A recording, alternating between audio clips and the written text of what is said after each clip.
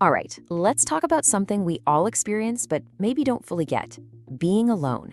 It gets such a bad rap, right? It's often seen as this negative thing. But what if I told you there's a powerful, creative science behind it? Let's dive in. I mean, seriously, think about it for a second. You know that feeling when all the noise and demands of the world just fade away? And for a moment, you get this amazing clarity, and it feels like your own thoughts are finally coming into focus. That feeling? That's exactly what we're going to unpack today. Because let's be honest, that's not the message we usually get. Society pretty much tells us that being alone is a problem we need to fix, that it means you're lonely or you're antisocial. But the science? Well, it tells a completely different and way more interesting story. Okay, so first things first, we have to challenge that big assumption. We need to draw a really sharp line in the sand between being alone and being lonely. They are absolutely not the same thing, and figuring out that difference is the key to everything. This breaks it down perfectly. On one side, you've got painful social isolation. That's the feeling of being cut off when you don't want to be. It's distressing. But on the other side, you have something totally different: positive solitude. This is something you choose. It's comfortable. It's restorative. You could say one is a punishment and the other is a total gift you give yourself. So let's zoom in on this idea of positive solitude. What is it really? And what makes it such an incredible tool for our minds? Here we go. The most important word here is chosen. This is so crucial. Positive solitude isn't something that just happens to you, it's something you do. It's an intentional act. It's like hitting the reset button on your brain, giving you a chance to actually connect with yourself in a way that's, well, it's nearly impossible when you're constantly just reacting to everything and everyone around you. So this feeling of clarity and this burst of creativity, it's not just some vague, fuzzy mood. It's a real, measurable thing happening inside your head.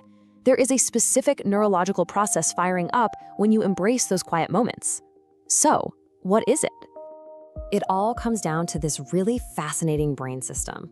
And it has the perfect name, actually: the default mode network. This is the neuroscience behind the magic. Now, I know default mode network sounds super technical, but don't let the name fool you. The absolute easiest way to think about it, the DMN, is as your brain's internal workshop. It's the system that kicks on the moment you stop focusing on the outside world. You know, when you're not answering an email or watching a show. It's when your mind is finally free to wander, to reflect, and to create. And this is what that workshop is busy doing. When your DMN is active, your brain is anything but idle. First, it sparks creativity, connecting ideas that seemed totally unrelated before. It also helps you process emotions, kind of replaying things to help you understand them better. And maybe the biggest one of all, it helps you build a stronger sense of who you are by weaving together all your memories and your hopes for the future into one coherent story. So get this is so important. When you give yourself these moments of solitude, you are not just resting, you're not just zoning out.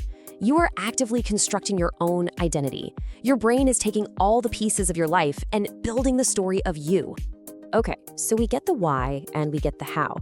But what about the practical side? I mean, how much alone time do you actually need? Well, the answer is definitely not one size fits all.